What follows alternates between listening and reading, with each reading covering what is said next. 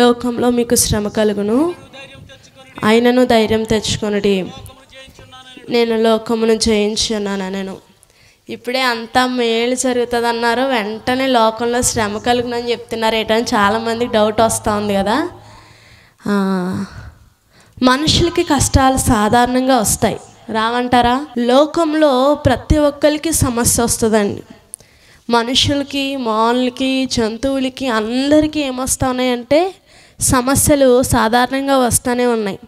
కానీ లోకంలో ఉన్న వాళ్ళకి ధైర్యం లేదు, ఎందుకనంటే ధైర్యాన్ని ఇచ్చే దేవుడు లేడు. కానీ మనకి శ్రమల్లో మనకి ధైర్యపరచడానికి మన దేవుడు మనతో ఉన్నాడు. చేతులెత్తి హల్లెలూయా చెప్తారా? ఎవరున్నారు మనతో పాటు?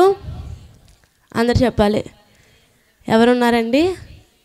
దేవుడు మనతో ఉన్నాడు కాబట్టి శ్రమ కలిగినా ఏముండదంట, మనకి భయం పడాల్సిన అవసరము లేదు. ఎందుకు నేను మాటలు చెప్తానంటే, ప్రభువునందు విశ్వాసం ఉంచిన వారిని చాలామంది లోకంలో అడుగుతా ఉన్న ప్రశ్న ఏంటంటే, మీరు దేవుడిని నమ్ముకున్నారు కదా, ఎందుకు మీకు ఈ శ్రమ కలుగుతూ ఉంది, ఈ శోధన వస్తూ ఉంది? ఈ ప్రశ్న ప్రతి ఒక్కరికి ఎదురవుతూ ఉంది. ఇలాంటి మీటింగ్స్లో వాక్యం వింటున్నప్పుడు చాలామంది ఉజ్జీవించబడతా ఉన్నారు. ఉజ్జీవించబడి నేను ఏదైనా ప్రభు కోసం నిలబడతాను అనుకుంటా ఉన్నారు. ఏదైనా చిన్న సమస్య, చిన్న శోధన వచ్చేటప్పటికి ఈ మనుషుల దగ్గర నుండి ఎదురవుతా ఉన్న మాటలు మనకేమవుతా ఉన్నాయంటే, ఇంతసేపు విన్న వాక్యం అంతా ఏమైపోతుందంటే శ్రమలో కొట్టుకుపోతుంది. చాలామందితో ప్రభు క్లియర్గా మాట్లాడుతూ ఉన్నాడు. చాలామంది వాక్యాన్ని వింటున్నారు, చాలా ఉజ్జీవించబడతా ఉన్నారు. మీటింగ్స్లో అవ్వచ్చు, ఆదివారం ఆరాధనలో అవ్వచ్చు, శుక్రవారం ఉపవాస ప్రార్థనలో అవ్వచ్చు, ఏదో ఒక ప్రేయర్లో ప్రభు మిమ్మల్ని ధైర్యపరుస్తూ ఉన్నప్పుడు నిజమే దేవుడు నాతో ఉన్నాడన్న ధైర్యం పుడతా ఉంది. ఈ ప్రార్థన అయిపోయాక లేకపోతే ఏదైనా కొన్ని రోజులు బాగానే ఉంటా ఉన్నారు, భక్తి జీవితంలో చాలా స్ట్రాంగ్గా ఉంటా ఉన్నారు. కానీ ఏదైనా చిన్న శోధన వచ్చినప్పుడు నీకే ఎందుకు ఇలా జరుగుతుందని ఎవరైనా ప్రశ్నించగా నువ్వు ఒక్కసారి ఏమవుతున్నావు అంటే, దేవుడు లేడు, దెయ్యము లేదనుకొని దేవుణ్ణి విడిచిపెట్టి వెళ్ళిపోతూ ఉన్నారు చాలామంది. శ్రమలు సాధారణంగా వస్తాయి, లోకంలో ఉన్నవారికి వస్తాయి, క్రైస్తవులకి వస్తాయి. వచ్చినంత మాత్రాన మనమేమీ భయపడాల్సిన అవసరం అయితే లేదండి. నా జీవితంలో కూడా చిన్న వయసు నుండి చాలా ఇబ్బందులు గుండా నేను వెళ్ళాల్సి వచ్చింది. ప్రభువు నన్ను అంగీకరించినందుకు అడుగడుగున శ్రమలు వచ్చాయి. కానీ ఆ విషయాలన్నీ నేను మీతో పంచుకొని కానీ ఈ సమయంలో ఒకే ఒక విషయాన్ని మీతో పంచుకొని నా మాటలు ముగించాలని ఆశపడుతూ ఉన్నాను. నాకు వివాహం అయిన తర్వాత 4 సంవత్సరాల పిల్లలు లేరండి. నేను ఒక సేవకుని వివాహం చేసుకున్నాను. సేవకు రాకమునుపు చాలా ప్రార్థనలో ఉండేదాన్ని, సేవకు వచ్చాక కూడా ప్రార్థనలో ఉన్నాం. చాలామంది అడిగిన ప్రశ్న ఏంటంటే, మీకే పిల్లలు లేరేంటండి అని అడిగేవారు. అన్నప్పుడు ఏమనిపిస్తుందండి, మొదటి 2 సంవత్సరాలు నేను ఏమనుకున్నానంటే, పోన్లే మాకున్న కష్టాలను బట్టి ప్రభు ఇవ్వడం ఆలస్యం చేశాడేమో అనిపించింది. తర్వాత నుంచి మనుషుల మాటలు అధికమైపోయాయి. మేము ప్రేమతో ఎవరి దగ్గరికైనా వెళ్తూ ఉంటే వాళ్ళు మమ్మల్ని విషయం కక్కాలన్నట్టు, పెళ్ళయి 2 సంవత్సరాలు అయింది కానీ మీకే ఇంకా పిల్లలు లేరు, మీరు ప్రార్థన చేయడానికి వచ్చేస్తున్నారా అని అడిగేవారు. నాకు అనిపించింది, ప్రభా ప్రార్థన చేసినప్పుడు కార్యాలు చేస్తూ ఉన్నావుగా, నా జీవితంలో ఎందుకు కార్యం చేయట్లేదు అనుకునేదాన్ని. ఇలాగా 3.5 సంవత్సరాలు గడిచిపోతూ వచ్చింది. దేవుడు నాతో చెప్తున్న మాట ఏంటంటే, నా సమయం ఇంకా రాలేదని చెప్తున్నాడు. కానీ మాటలు మాత్రం భయంకరంగా ఉన్నాయి.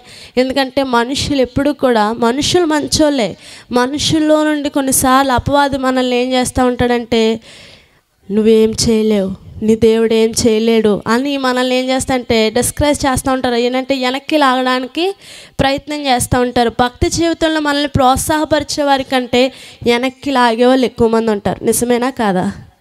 ఇక్కడ ఉన్న వాళ్ళందరూ చెప్పండి, మీ జీవితంలో నువ్వు బాగా భక్తి చేస్తున్నావు, నువ్వు ఇంకా భక్తి చేయని ఎవరైనా చెప్తారా?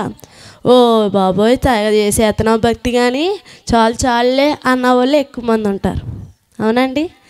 అలానే నా జీవితంలో కూడా చాలామంది చెప్తా ఉంటే, నేను ప్రభుని అడుగుతూ ఉంటే దేవుడు నాతో చెప్పాడు, ఏ మెడిసిన్ వాడద్దు అన్నారు.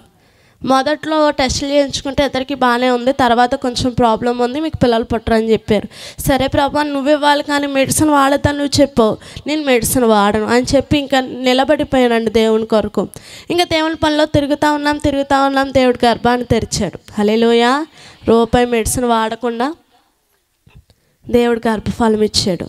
ఇచ్చిన తర్వాత బాగానే ఉంది, నెలలన్నీ నిండుతూనే ఉన్నాయి, నేను చక్కగా దేవుని పనిలో కొనసాగుతూ ఉన్నాను. ఆఖరికి వచ్చేటప్పటికి ఇంకా 2-3 రోజుల్లో నాకు డెలివరీ అయిపోతుంది. ఆ టైంలో వచ్చిన ప్రాబ్లం ఏంటంటే, ఎవరికైనా ఏం చెప్తారు, ఉమ్మని లేదండి అంటారు, లేదంటే లీక్ అవుతుందండి అంటారు, లేకపోతే షుగర్ వచ్చిందండి, థైరాయిడ్ ఉందండి, బీపీ ఉందండి అంటారు. నేను ఇప్పటి వరకు వెళ్ళాను, డీ డైమర్ పెరిగింది అన్నారు. ఏమొచ్చింది? స్టెమ్ వచ్చింది. డీ డైమర్ పెరిగింది. ఇంకా ఈమె డెలివరీ టైంలో అయితే బ్లీడింగ్ ఎక్కువైపోతుంది, లేకపోతే బ్లడ్ ఎక్కడ పడితే అక్కడ గడ్డలు కట్టేస్తాయి, బ్రెయిన్ స్ట్రోక్ రావచ్చు, హార్ట్ ప్రాబ్లం రావచ్చు, ఏదైనా జరగచ్చు, తల్లికైతే చాలా ప్రమాదం ఉంది అని క్లియర్గా డాక్టర్ చెప్పేశారు. ఆ టైంలో ఒకవేళ బేబీ మధ్యలో స్ట్రక్ అయిపోయినా బేబీకి ఇబ్బంది, ఇద్దరికి చెప్పేశారు. అంటే ముందు నాకు కొన్ని విషయాలు చెప్పారు, నన్ను బయటకు వెళ్ళిపోమని పాస్టర్ ఆండ్రూస్ గారితో అన్ని విషయాలు చెప్పారు.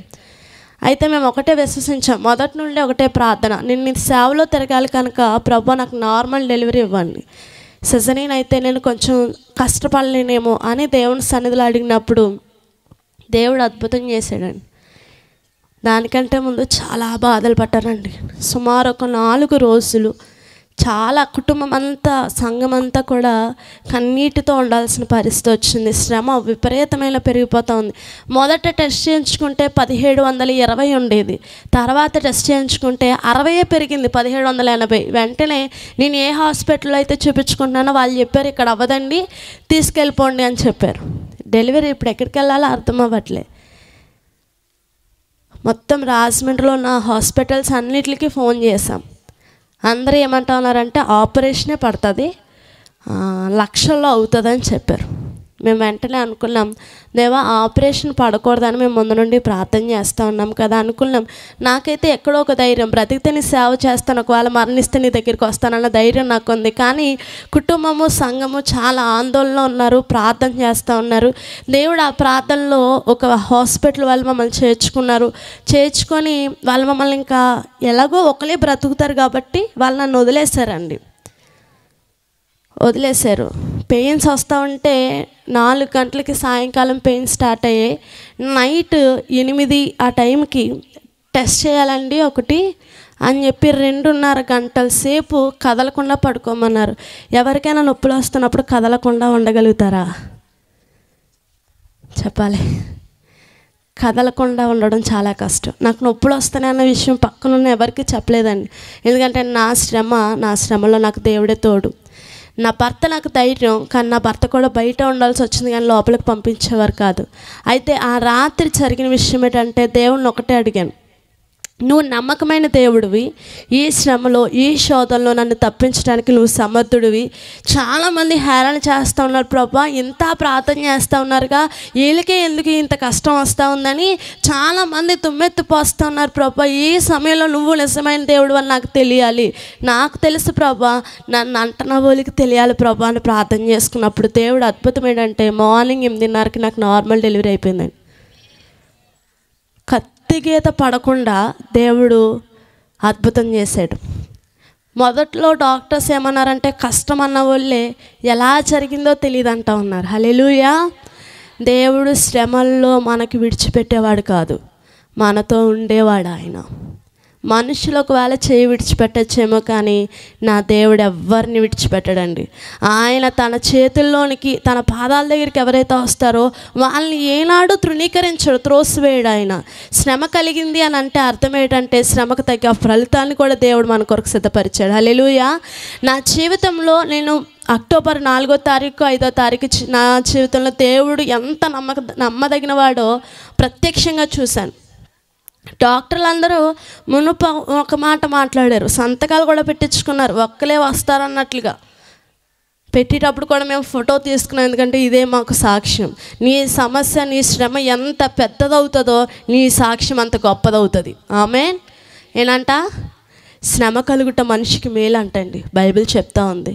ఈ శ్రమల్లో మరింత దేవునికి దగ్గర అవ్వాలి. కానీ చాలామంది చేస్తూ ఉన్న పని ఏంటంటే, శ్రమ కలిగింది కదా, ఇబ్బంది వచ్చింది కదా అని దేవునికి దూరం అయిపోతూ ఉన్నారు. నా దేవుడు ఈరోజు ఇక్కడికి వస్తున్నప్పుడు యాక్చువల్ నా సాక్ష్యం చెప్దామనుకున్నాను, పూర్తి సాక్ష్యం.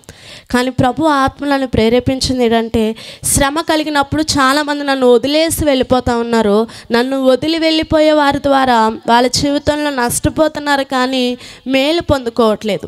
ఈ కూడిక వెనకాల ఉద్దేశం ఏంటంటే, చాలామంది ప్రభువుకి దూరం అయిపోయారు, మళ్ళా ప్రభువుకి దగ్గర అయిపోవాలి. ఆమేన్. ఏమవ్వాలి? పక్కన వాళ్ళ వైపు తిరిగి ప్రభువుకి దగ్గర అవ్వడానికే ఈ కూడికి నువ్వు వచ్చావని చెప్పండి. ప్రభువుకి దగ్గర అవ్వడానికే ఈ ప్రార్థనకు వచ్చావని చెప్పండి. చెయ్యిచ్చి ప్రభువు నీ కొరకు ఈ కూడికలు ఏర్పాటు చేశారు అని చెప్పండి. పక్క వాళ్ళతో ఏమైనా గొడవలు ఉన్నాయేటి? మరే చెప్పండి అమ్మా. పక్క వాళ్ళ మేలు కోసం మనం పలికితే ఆ మేలు మన మీద కూడా వస్తుంది.